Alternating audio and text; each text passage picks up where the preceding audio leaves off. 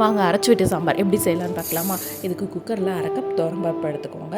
தண்ணி ஊற்றி நல்லா வாஷ் பண்ணிவிட்டு அதில் மஞ்சத்தூள் சேர்த்து ஆட் பண்ணி ஒரு 3 விசில் விட்டு நல்லா பருப்பை வேக வச்சு எடுத்து வச்சுக்கலாம். அதுக்கப்புறம் வறுக்கிறதுக்கு தேவையான பொருட்கள்லாம் எடுத்துகிட்டு வானலில் ட்ரை ரோஸ்ட் பண்ணிக்கோங்க. லோ ஃப்ளேமில் வச்சு ட்ரை ரோஸ்ட் பண்ணிக்கலாம். அதை நல்லா வறுத்துட்டு அதோடு சேர்த்து நான் தேங்காவும் ஆட் பண்ணியிருக்கேன். தேங்காவும் ஆட் பண்ணிக்கோங்க. டிஸ்கிரிப்ஷனில் கொடுத்துருக்கேன் எவ்வளோ மெஷர்மெண்ட்ஸ்னு. இது வந்து 2லேருந்து 3 பேர் சாப்பிட்ற அளவுக்கு இந்த சாம்பார் கரெக்டாக இருக்கும். அப்புறம் வானலில் வந்து எண்ணெய் ஊற்றி கடுகு, அப்புறம் பூண்டு, வெங்காயம், தக்காளி 1 by 1 போட்டு நல்லா வதக்கிக்கலாம். எல்லாம் வதங்கினோன்னா நம்ம என்னென்ன காய் போட போகிறோமோ சாம்பாருக்கு அந்த காயெல்லாம் போட்டுக்கோங்க. அப்புறம் ஒரு சின்ன நெல்லிக்காய் சைஸ் அளவுக்கு புளி ஊற வச்சுருக்கேன். அதை இதில் கலந்துக்கிறேன். இதை நல்லா வந்து கலந்ததோடு சேர்த்து பருப்பு தண்ணி ஆட் பண்ணிக்கிறேன். பருப்பு வேக வச்சு மேலே எடுத்த தண்ணி எடுத்து ஆட் பண்ணி அதை வந்து நான் இதோட கலந்து அப்புறம் ஒரு டீஸ்பூன் உப்பு ஆட் பண்ணிக்கோங்க. நான் வீடியோ மறந்துட்டேன்.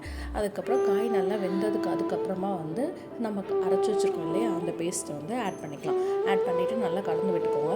ஒரு 5 நிமிஷம் கழிச்சு நம்ம பருப்பை ஆட் பண்ணிக்கலாம். பருப்பை நல்லா ஆட் பண்ணிவிட்டு நல்லா கலந்து விட்டு ஒரு 2 நிமிஷம் கொதிக்க விட்டுக்கோங்க.